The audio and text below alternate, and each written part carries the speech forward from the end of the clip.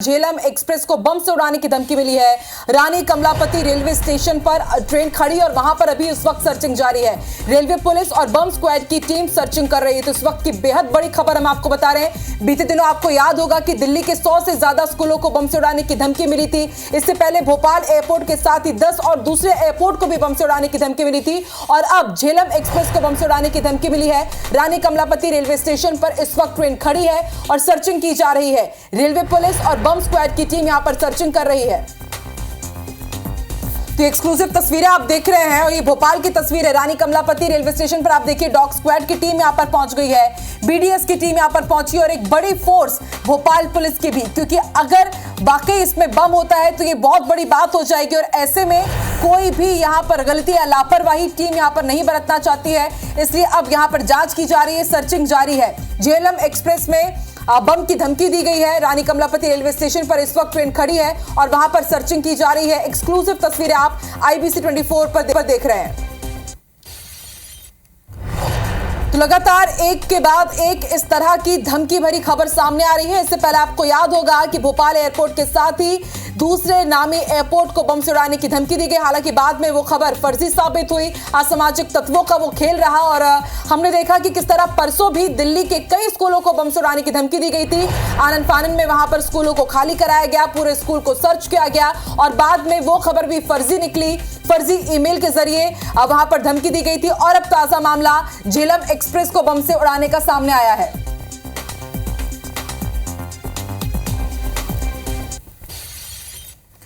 तो इस खबर पर हमारे संवाददाता भी ज्यादा जानकारी देंगे। वो बताएंगे कि अभी इस वक्त रानी कमलापति रेलवे स्टेशन में क्या हो रहा है। लेकिन झेलम एक्सप्रेस को बम से उड़ाने की धमकी मिली है एहतियातन। अब देखिए चुनाव का समय भी है और ऐसे में बार बार इस तरह की खबरें सामने आ रही है, धमकी भरे ईमेल भेजे जा रहे हैं, तो इसे समझा जा सकता है कि इस वक्त असामाजिक तत्व कितने सक्रिय हैं। और ऐसे में पुलिस को चुनौती देते हुए अब एक बार फिर से इस तरह का ईमेल सामने आया है जहां पर झेलम एक्सप्रेस को बम से उड़ाने की धमकी दी गई है। ना सिर्फ झेलम एक्सप्रेस बल्कि एहतियातन जो दूसरी ट्रेन है वहां पर भी अभी सर्चिंग की जा रही है। ढूंढा जा रहा है कि क्या वाकई वहां पर किसी बम को छिपाया गया है या बम को प्लांट किया गया है।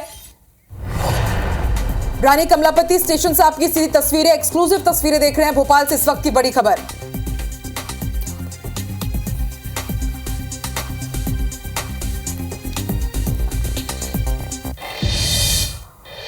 और इस वक्त दुष्यंत पराशर हमारे साथ लाइव जुड़ गए हैं जो रानी कमलापति रेलवे स्टेशन पर ही मौजूद है। दुष्यंत, किस तरह की तस्वीर यहां पर देखने को मिल रही है, किस तरह से धमकी दी गई है और सर्चिंग के लिए पुलिस टीम किस तरह के एक्शन मोड पर है?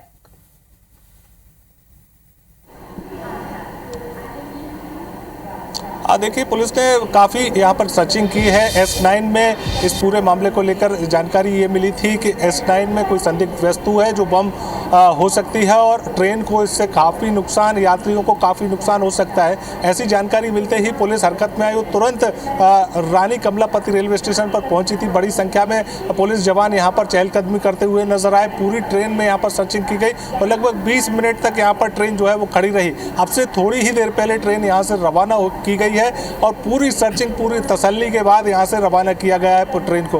हालांकि अगर पुलिस अधिकारियों की, पुलिस कर्मियों की बात मानी जाए तो उन्होंने साफ तौर पर ये कहा है कि जिस व्यक्ति ने ये जानकारी या धमकी ये कहें, जानकारी जो कहें वो पुलिस को दी थी, वो व्यक्ति को फिलहाल पुलिस ने हिरासत में लिया है। आगे की पूछताछ की जा रही है। मानसिक रूप से कहीं ना कहीं अक्षम वो व्यक्ति बताया जा रहा है और जिस तरीके से पुलिस की अगर माने तो पुलिस ने पूरी तसल्ली के साथ पूरी ट्रेन में सर्चिंग ऑपरेशन चलाया। डॉग स्क्वाड यहाँ पर पहुँचा, बॉम्ब स्क्वाड यहाँ पर पहुँचा और लगभग 20 मिनट तक ट्रेन को रानी कमलापति रेलवे स्टेशन पर सर्चिंग किया गया और उसके बाद पूरी तसल्ली करने के बाद यहाँ से ट्रेन को रवाना किया गया। पुलिस अधिकारियों का साफ तौर पर यह कहना है कि इस तरीके की जो मामले हैं वो लगातार बढ़ रहे हैं। इसको लेकर लगातार संजीदगी के साथ में हम काम कर रहे हैं। जिस व्यक्ति ने जो जानकारी दी थी, फ़ोन के माध्यम से जानकारी जो है पुलिस कंट्रोल रूम को मिली थी और उसके बाद उसका पूरी पतासाजी करके उसको फिलहाल हिरासत में लिया गया है। ट्रेन की जानकारी जो मिली थी उसके तहत S9 में संदिग्ध वस्तु होने की बात ये समझना चाहेंगे कि जिस व्यक्ति को हिरासत में लिया गया है तो क्या उसने ईमेल के जरिए, फोन के जरिए या फिर किसी को फेस टू फेस सूचना दी थी कि शायद S9 पर बम हो सकता है और सिर्फ S9 पर ही सर्च किया गया है या दूसरी बोगियों में भी सर्चिंग की गई है? दुष्यंत,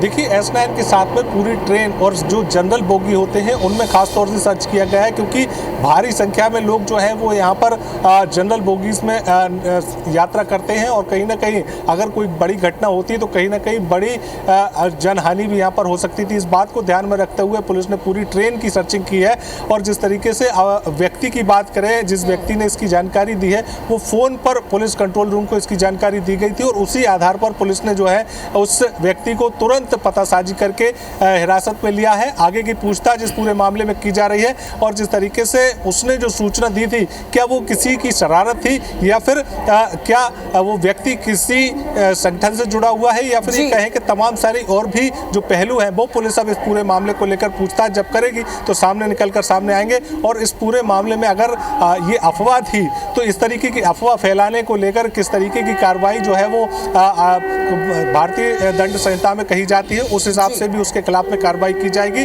और जिस तरीके से सनसनी फैलाने की जो बात सामने आई है, फैलाने के लिए यहाँ पर ये अफवाह तो फैलाई गई है, लेकिन राहत की बात ये रही कि इस झेलम एक्सप्रेस में बम बरामद नहीं हुआ है। सर्चिंग के बाद बाकायदा ट्रेन को रवाना भी कर दिया गया। आप नजर बना के रखिएगा, देखते हैं और क्या कुछ खुलासे होते हैं हिरासत में उस लिए हुए बंदे के बाद। शुक्रिया पूरी जानकारी के लिए।